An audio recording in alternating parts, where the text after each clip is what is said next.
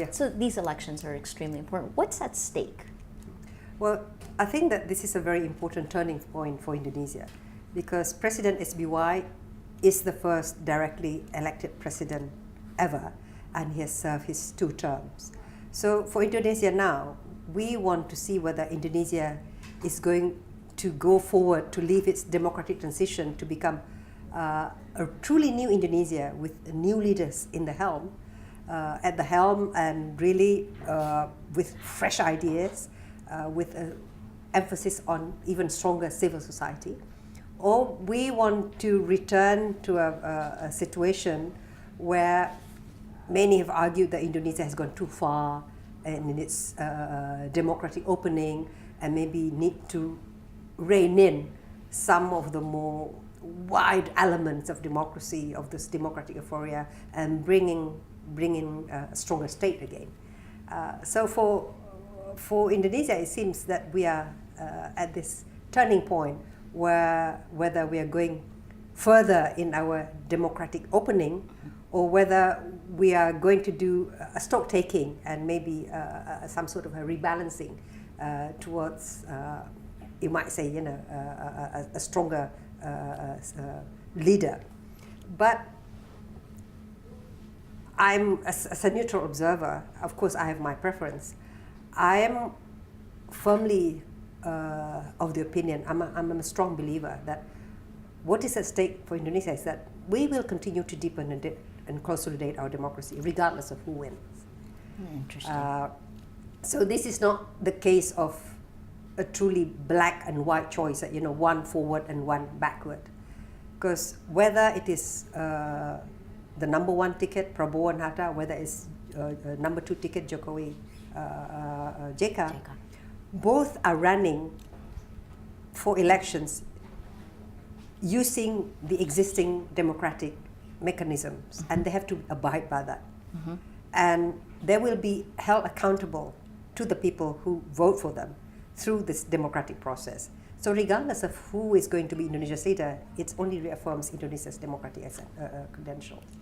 I remember talking to you during the days of Suharto. Then after the fall of Suharto, you joined government. I mean, how would you look at this spectrum, nearly 17 years, more than 16 years of Indonesian democracy? How would you describe it? Well, towards the end of Suharto's rule, there's a lot of uncertainty. In fact, before the fall of Suharto, there was always this argument that Indonesia is not ready for democracy. Yes. Indonesia, we are so diverse, the people are not well educated enough, the standard of living is still not high enough to support a truly vibrant democracy. Therefore, the argument was that Indonesia would still need some kind of benevolent dictatorship. Yeah. But my argument from that time, and I've never changed my point of view, is that it's not the people who are not ready for democracy. It's the political elites who are not ready for democracy because they would have to give up their privileged position, their control of the political system, their control of the economic benefits that having power allow them to have. This collusion between power and business. And it turned out that after a very traumatic but thankfully brief political upheaval, Indonesia has taken to democracy like duck to waters. Everybody, all of these pundits said, the elections of 1999 would be chaotic, would be bloody. It turned out it was peacefully conducted, and we had 48 political parties at the time. Yes. Out of 200 that political parties that were established within 6 months of Suharto's fall from power, 48 contested, and in the end, 7 or 10 managed to get votes. But that elections was conducted in a very orderly, democratic manner, and we have never looked back. I mean, you could even argue even the resignation of Suharto turning over to and considering the examples that we've seen in many other parts of the world, we have to give credit to President Suharto that constitutionally he stepped down, and constitutionally his vice president took over. And although it was a very difficult period, there were endless demonstrations demanding that President Habibie stepped down. The fact of the matter is that there was no coup d'etat at the time. Yes. The military behaved itself very, very well, refrained from intervening in politics, and supported the civilian president, despite the fact that maybe the military was not really that enthusiastic about a Habibie presidency. The fact of the matter is that everybody who mattered at the time restrained themselves. And the political elites, despite the differences, as can be shown by the proliferation of political parties, they're all committed to Indonesia. So yes, you know, they had very different ideas about what would be the best way forward in terms of the political parties. But everybody agreed that we have to have a unitary Republic of Indonesia, that we will continue to uphold Pancasila as the foundation of our state, as the state ideology. Although other ideologies were now freed to be used by different political parties, bar communism. You know, all other ideologies that were banned under Suharto could be now used freely by various political parties. But everybody agreed that, you know, we will have a pluralistic democracy, an Indonesia that will be based on Pancasila, which is unifying, very inclusive in its characteristic. So the political elites, at the end of the day, all were committed to a better Indonesia. So none was willing to jeopardize Indonesia, which is very fragile at that time, and it could have gone very wrong. Looking what happened in former Yugoslavia, and now looking at what has happened in many countries in the Middle East, it could have gone wrong. You know, some might have behaved in a more egocentric manner, you know, a zero-sum game. But at the end, everyone was committed to Indonesia.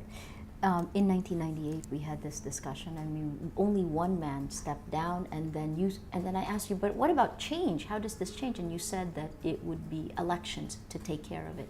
Now, Indonesia has had, this is the fifth election since then. I mean, how has it changed? What it has changed is that it has really changed the nature of Indonesia itself. During Suharto time, there is always to say that under banyan trees, not even grass could grow, because the figure of Suharto is just so dominant and so domineering that nobody could even conceive of challenging President Suharto and of challenging the system. It was like the Rock of Gibraltar, put it that way.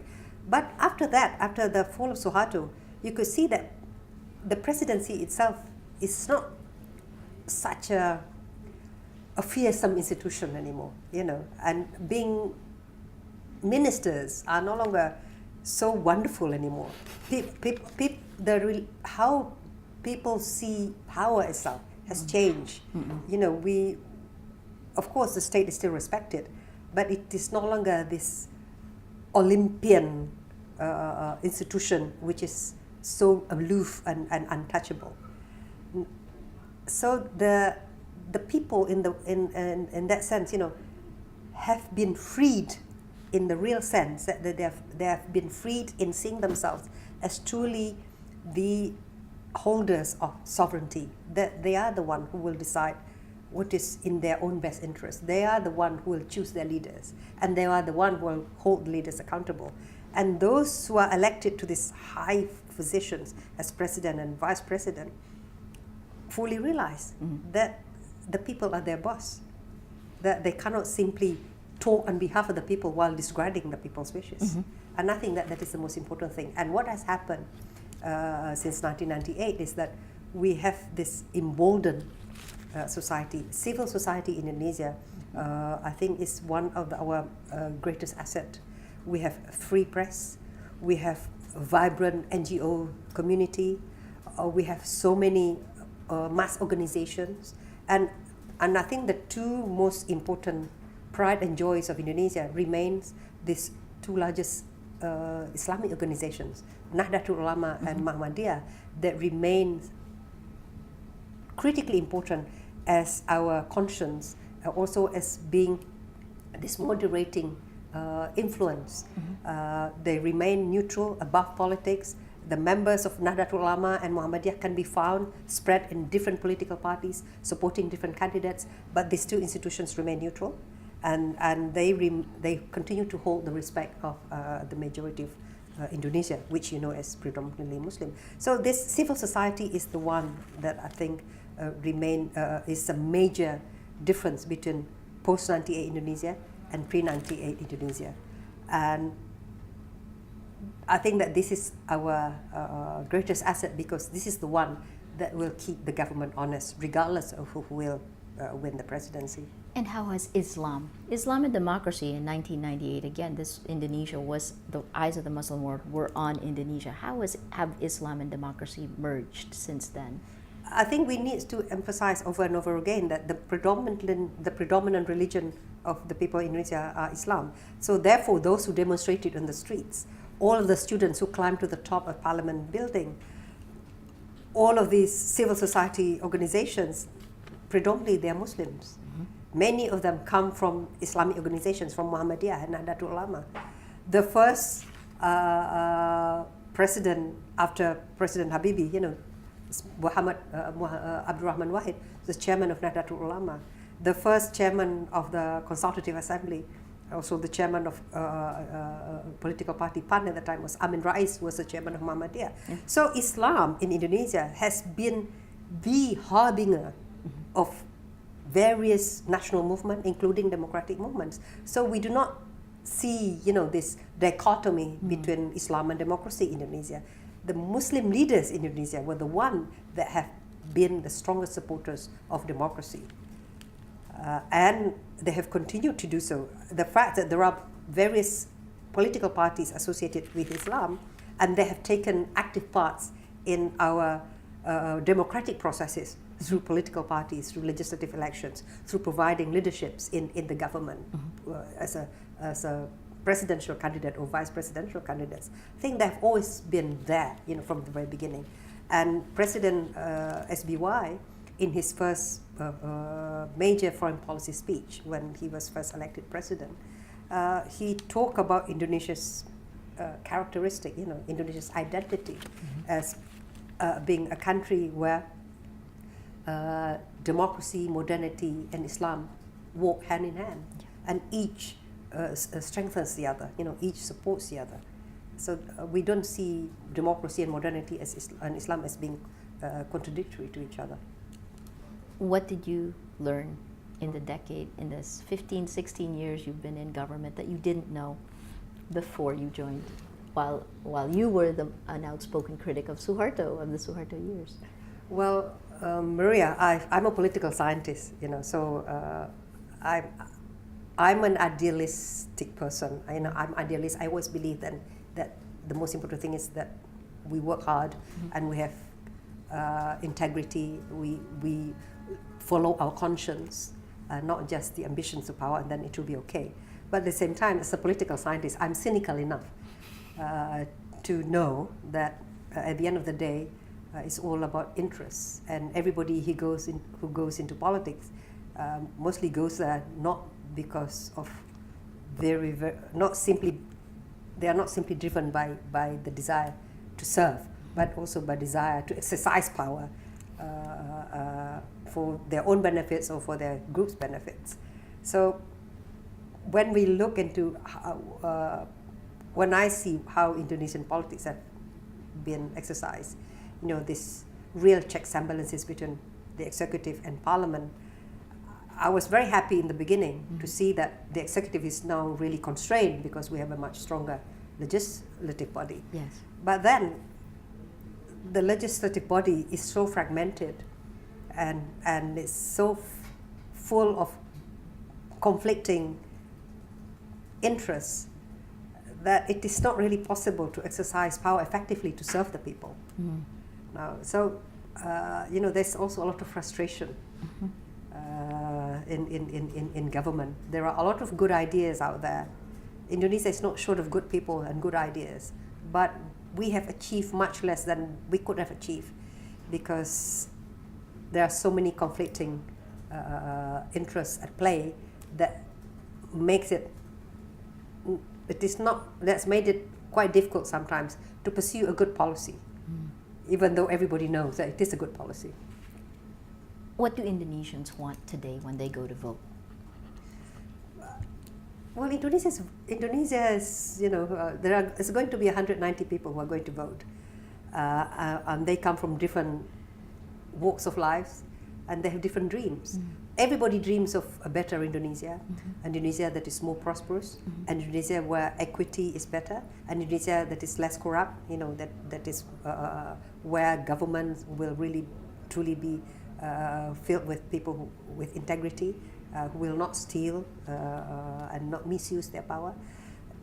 People want to see an Indonesia that is well respected internationally, an Indonesia that is going to be economically competitive. Everybody has these dreams, but of course, how to get there. It's a different, they have different strategies. So we will see that everybody wants a better Indonesia. Although there are also groups of people out there, and they have not been shy from voicing their viewpoint, although they are, I think, very marginal, like the Islamic hardline groups, who want to see an Indonesia that will apply more of the Sharia law. Correct. And because Indonesia is a democracy, they have been given the freedom to express themselves. And as a Democrat, I respect them. I rather that they say it openly than go underground and carry this out through violent means. But this is a marketplace, and I strongly believe that the majority of Indonesians are committed to ensuring that democracy is the only game in town for us. That we will continue to deepen our democracy, to improve the quality of democracy, to ensure the productivity of our democracy. That democracy is not just every 5 years when people go to vote, and after that the politicians behave as they usually do. We want to ensure that there's greater accountability, that the public service is really the number one objective of our democratic system. Why does this election matter to the rest of the world? Indonesia matters to the rest of the world simply because of Indonesia's size, Indonesia's strategic location, and Indonesia's increasingly more weighty role in the regional and international community. Indonesia matters a lot to the region because Indonesia is the biggest member of ASEAN, and ASEAN, I think, is pulling its weight even more, particularly in the Asia Pacific, in which there is such uncertainty, so much tension going on, conflicts between the great powers, so many differences, so many conflicts that are unresolved, and many are looking to ASEAN to play a constructive role in ensuring a peaceful regional order through spreading its good regional code of conduct, for example. Right. And within ASEAN, clearly Indonesia is the biggest member and is expected to play a leadership role that would make this idea of an ASEAN-driven regional architecture a reality. Without Indonesia, I think ASEAN will not be taken as seriously. Within the wider community, particularly now within the Islamic world, we have seen so many unfortunate failures of democratic experiments. It is very, very important that Indonesia continues to show, this shining lighthouse that shows that there isn't a different way. Yes. Of state and society relations, of how Islam can be placed within this democratic context in which different faith and different ways of life can be respected. So within the Muslim community, I think Indonesia has to succeed to give hope to other communities that have this aspiration, to open up as well, and to the wider global community. I think Indonesia is also maybe the one that can prove that the stereotype about Islam and violence, it's not the only narrative in the Islamic world, and also, as I say, regardless of what the religion of Indonesians is, Indonesia as a country that is a member of the G20, we are hoping that within the next 20 years, Indonesia will become part of the its economy will grow within the top 10 economies of the world. And in the international security system, Indonesia hopes, for example, to become a top 10 troop contributing country to the UN peacekeeping force. So how Indonesia manages its own governance is important to the rest of the world. Will there be a difference in the way the two candidates will handle foreign policy? Do you see any major shifts? My feeling is that there's not going to be much of a major shift. There's going to be a shift in style, in rhetorics, but I don't see any need for fundamental shift. For example, within ASEAN, we are already entering an ASEAN community. 2015. So there's not much that you can change in that. What needs to be done is to ensure that Indonesia is able to benefit from the ASEAN economic community, that is able to strengthen the ASEAN political and security community, and ensuring that the ASEAN social and cultural community is also given sufficient attention. Now, both candidates talk about strengthening Indonesia's economic competitiveness. So, to ensure the success of an ASEAN economic community, each country needs to see that it is going to win. It's not going to be an absolute loser. And if Indonesians feel that they are simply going to lose out from the ASEAN economic community, then there's going to be a backlash against that. And I think that is not in our interest to do that. So both governments, I think, will ensure that they will do the necessary homework. This is more it is more an internal homework to improve the competitiveness of Indonesia's manufacturers, of Indonesian farmers, of Indonesian workers, and so on. So it is not so much as negotiating within ASEAN as improving our capacity internally. And then maybe the rhetorics about 1 million friends, 0 enemies will no longer be as strong because one camp, with their advisors argue Indonesia needs to be much more selective in prioritizing its foreign policy objectives. But even under President SBY, the 1 million friends and 0 enemies doesn't mean that Indonesia simply go there aimlessly. Indonesia does have specific areas of interest. Its interest within ASEAN, within the Asia-Pacific region, with key global players, with key regions. It doesn't invest equal time to each single country. Just a member of the United Nations. There are priorities. So I think it's more in the matter of rhetorics rather than anything else. The challenges this new president must face, what are immediate? I mean, Indonesia is also at a critical turning point outside of its own internal politics, both its the economy, global security. What are the challenges this president must face? Whoever becomes president is faced with enormous challenges. And that will always be, I think each president in any country at this time in history will be faced with enormous challenges. The challenges of ensuring that you strengthen the economy, ensuring its economic growth and economic equity at a time when there's this global competition, the time of conflicts that affects world oil prices, supplies of energy, a challenge of ensuring adequate food supplies at a time when climate change is a major issue. That is not going away. That is, regardless of who becomes president, have to deal with the economic issue, the equity issue. Then Indonesia also needs to become much more astute and adept at its foreign policy at a time when the Asia-Pacific region seems to be a region of increasing tension. Many people have been talking about the lessons from World War I.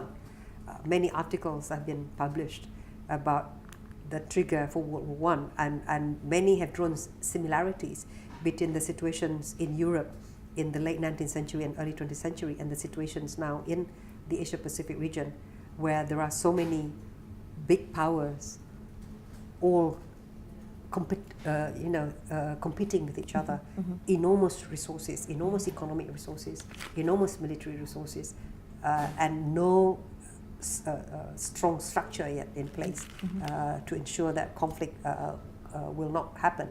So Indonesia, I think, is in a very important position. It cannot afford to be inward looking. We cannot afford to say that we have no problems in the South China Sea, therefore we should not really pay too much attention to it or contribute too much to whatever solution that needs to be found. Precisely because Indonesia is not a party to the South China Sea, I think Indonesia is in the best position to play the role of an honest broker to ensure that ASEAN can also play that kind of important role. In the last few years, I mean, Indonesia has taken an exceedingly large role in ASEAN, even though it doesn't call that much attention to it. Anytime there's conflict, Martin Natalegawa, the foreign minister, would go in and iron things out in Cambodia, in issues in Myanmar. Do you expect to see more of this? Will it be more formalized as the ASEAN economic community becomes there have been one market? I'm concerned by some of the rhetorics that say Indonesia has outgrown ASEAN, that there should be an Indonesian foreign policy post ASEAN. I would say that Indonesia has always been too big for ASEAN. So of course, Indonesia will not simply invest all of its time and energy to ASEAN only, because ASEAN is not going to be able to deliver to Indonesia all it needs. Indonesia needs to engage with the rest of the world, with the G20, with the Islamic countries, with the non-aligned movement. There still has some relevance, and so many other areas in which Indonesia continues to be actively engaged. But ASEAN remains of core importance to us. This is our neighborhood, and if you do not have a safe neighborhood, then you cannot be free to go out and play in the wider international community, because Indonesia will always be concerned about whether it's safe, its borders will be safe from hostile intentions from our neighboring countries. So the immediate neighborhood should remain of a primary importance to us, and within that, ASEAN is indispensable. So I would argue that ASEAN should continue to be given sufficient attention. It doesn't mean that exclusive attention should be given to ASEAN, but ASEAN should continue to be of primary importance to Indonesia. It should be given sufficient capacity by Indonesia as well, as Indonesia should continue to nurture it, so that ASEAN will be able to be not simply a regional body that would ensure a good neighbor policy for all of the member states, but also that ASEAN could contribute to the wider regional order, to promote peace and stability and prosperity within the wider Asia-Pacific region. Now, and if the next administration were to pay less than sufficient attention to ASEAN, I will be quite happy to continue to remind them that this is important. Are you staying in government? Is this something? That is up to the next vice president. Okay. If I'm not here, then I will continue to. I'll return to LIPI, which of course is also a state research institution. Right. Yes. But I'm confident that the foreign ministry is one of our best ministries. They have the best and the brightest there, and I'm very happy to see so many able diplomats. The new crops of diplomats that we have are truly to be complimented.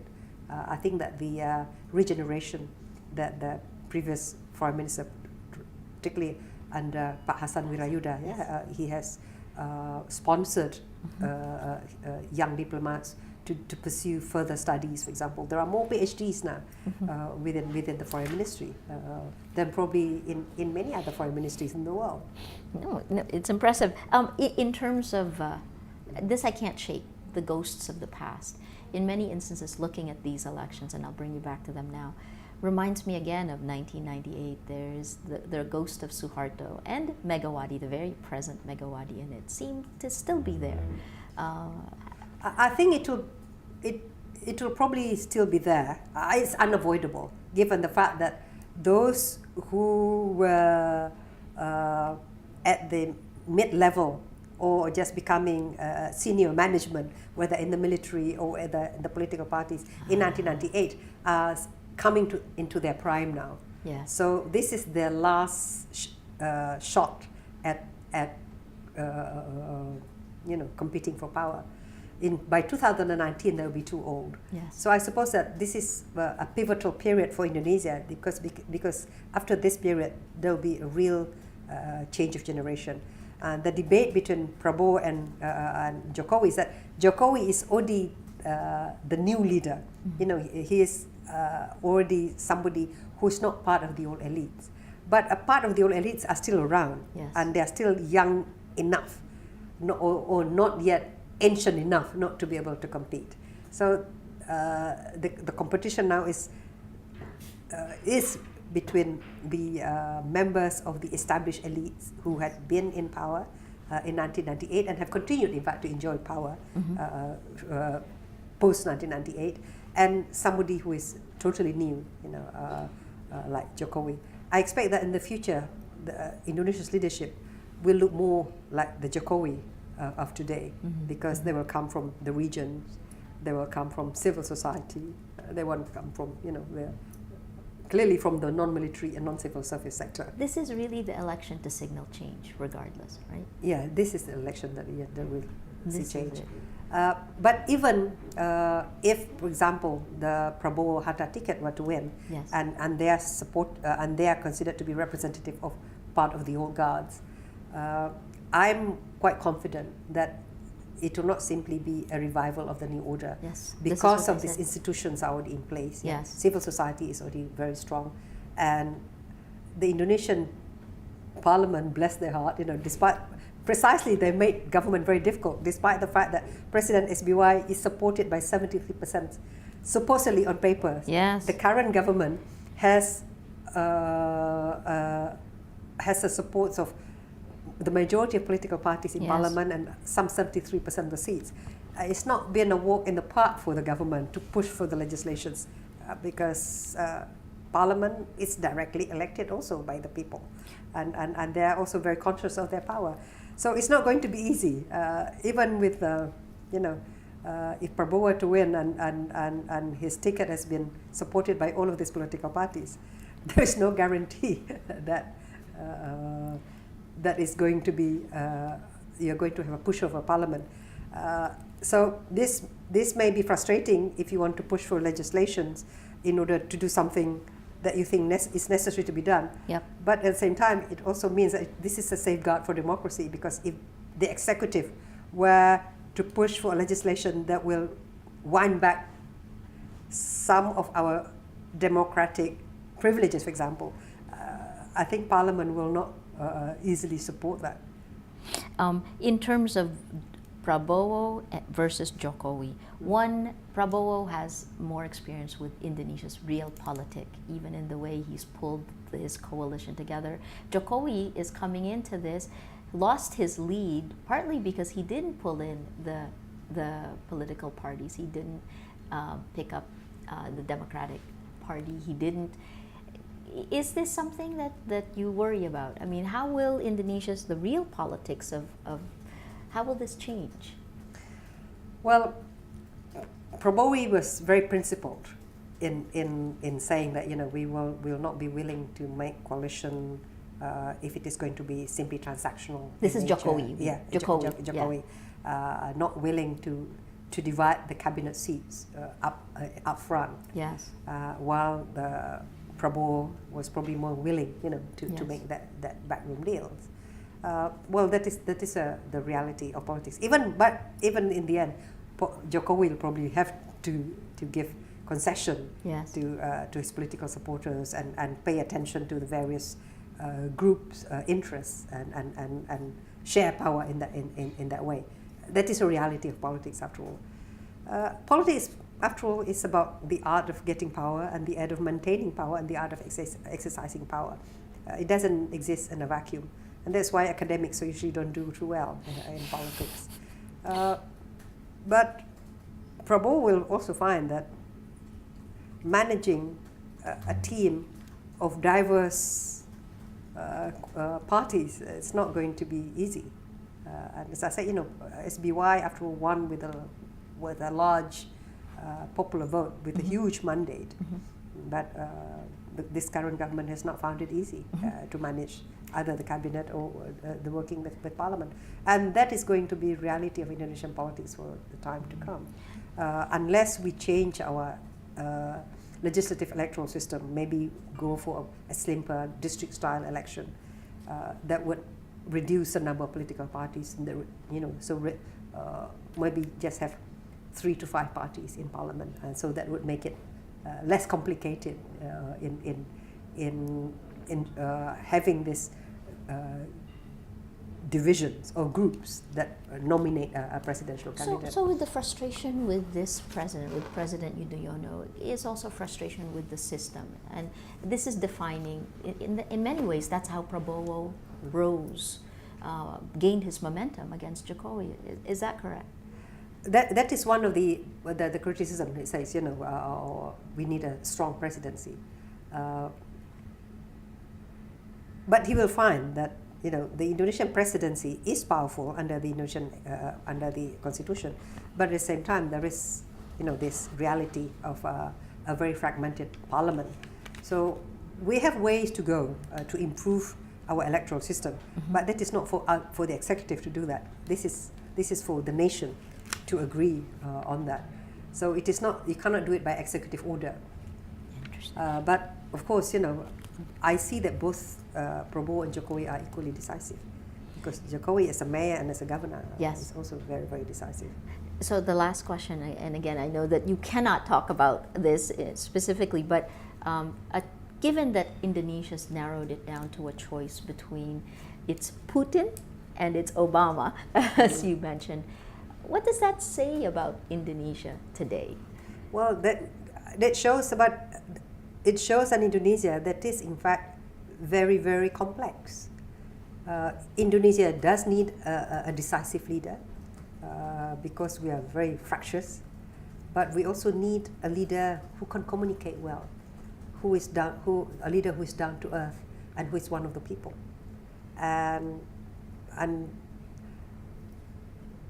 we cannot really have someone who is totally trying to be autocratic, because it will not go down well anymore with an Indonesian society that has already enjoyed freedom. And I think that Indonesian civil society is much stronger than Russian civil society, because under Indonesian New Order, some freedom was allowed. Yeah.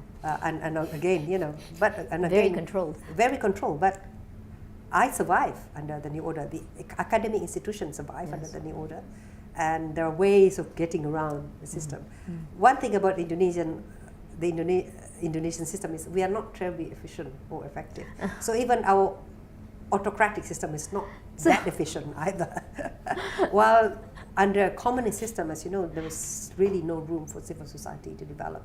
And under the New Order, Nahdlatul Ulama and Muhammadiyah continued to be very, very strong, and they continued to provide that kind of civil society leadership that no government was able to control, and each government leader need to pay sufficient respect to, because these two institutions, do hold the respect of the larger society. And the last, what role did social media play in the campaigns and the elections? The social media has played an important role, both negatively and positively. A lot of these negative campaigns have also been spread through social media, but a lot of good messages have also been distributed through social media. After all, the media is only the instrument. The contents, that is, to what use you make of these instruments. And one of the upsetting things about this election is that there are so many out there who are willing to use black campaigns to bring down, an opponent. Yes, and actually successfully. But anyway, so the last thing now is, if the margin of win is so small, is there possibility of violence? I would like to say no. And I believe that election is not a life and death issue. If there is violence, I would believe that it's not spontaneous. If there is violence, then it's political machinations. Yes. And I hope that both camps are sensible enough not to go in that road, to use cynically, to make use of the people, Yes. To create chaos. Because the whole of Indonesia is going to lose out. We have seen cases of some violent conflicts in a few direct regional elections. But that has happened in areas where civil society is not very strong. For example, in highland Papua, where tribal loyalties trump political issues. So when there are different tribal groups competing, even within the same party, Yes. and then you can see violence. But usually, the emotional attachment to a leader at the presidential level is not that close. You may vote for Prabowo or you may vote for Jokowi, but you don't really know either of them.